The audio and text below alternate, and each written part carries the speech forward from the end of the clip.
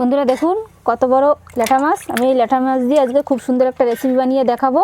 বেগুন দিয়ে আর কচুরলতি পুরনো হয়ে যায়, পুরনো হয়ে গেলে মাথায় গাঠির মতো হয়, ওই গাঠি দিয়ে রান্না করব।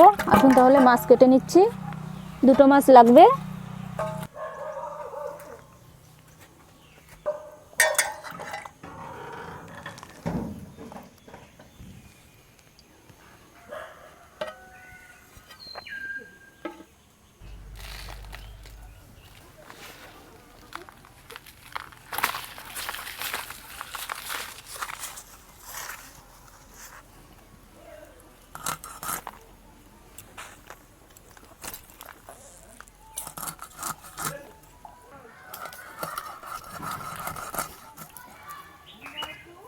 তেল হয়েছে কীরকম দেখুন।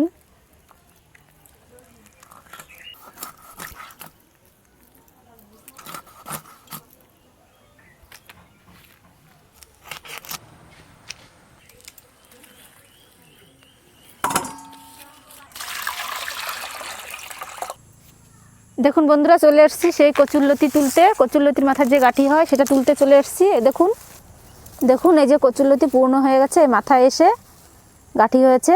এগুলো কিন্তু খেতে খুব ভালো লাগে। তুলে নিচ্ছি।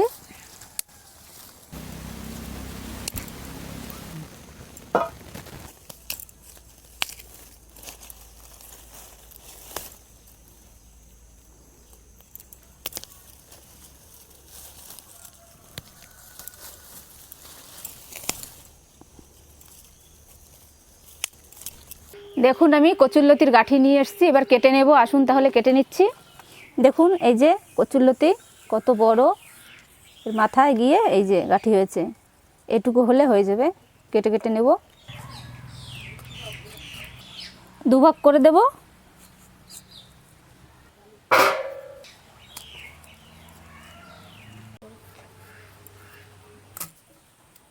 আমার কচুরলতির গাঠি কাটা হয়ে গেছে, এবার আমি বেগুনটা কেটে নেব। দেখুন বেগুনটা কত বড়। এই একটা বেগুন আমার সব লাগবে না কিন্তু তরকারি রান্না করতে, যতটুকু লাগবে ততটুকুই নেব। তা ভাবুন কত বড় বেগুনটা।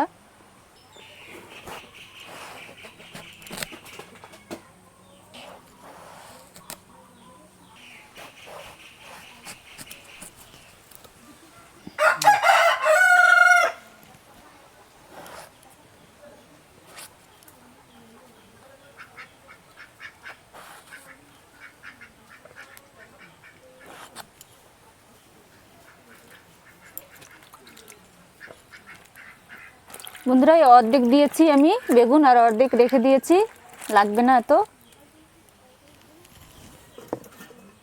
এবার টমেটো কেটে নেব।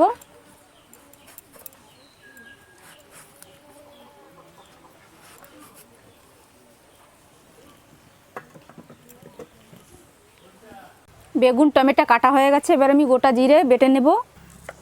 কাঁচা জিরে, আদা, রসুন একসঙ্গে বেটে নেব।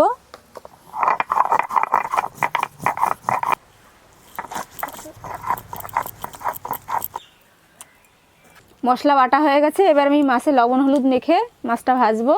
হলুদ গুঁড়ো, নুন মেখে নেব ভালো করে। তেল, সাদা তেল দিয়ে রান্না করব।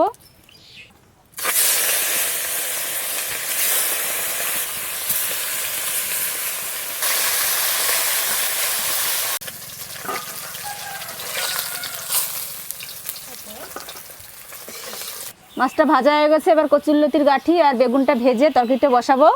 এই তেলে আমি তরকারিটা বসাবো। আর একটু তেল দিয়ে দিচ্ছি। কালো জিরে ফোড়নে, আদা রসুন জিরে বাটা দিয়ে দিচ্ছি, হলুদ গুঁড়ো, নুন, লঙ্কা গুঁড়ো। এবার একটু কষিয়ে আমি টমেটো দিয়ে দেবো।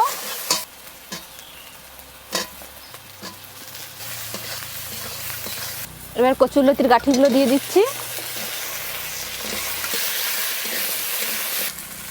এবার কেটে রাখা বেগুন দিয়ে দেবো।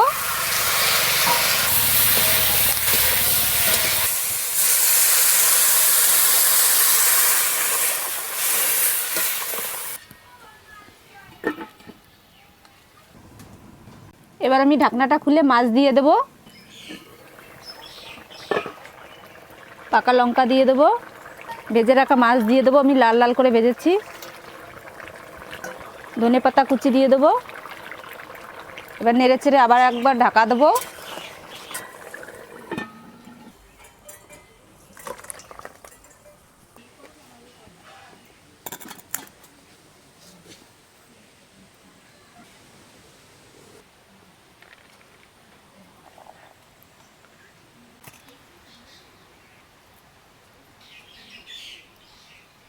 বন্ধুরা, রান্না হয়ে গেছে, আমি আর দীপ্তি খেতে বসে গেছি।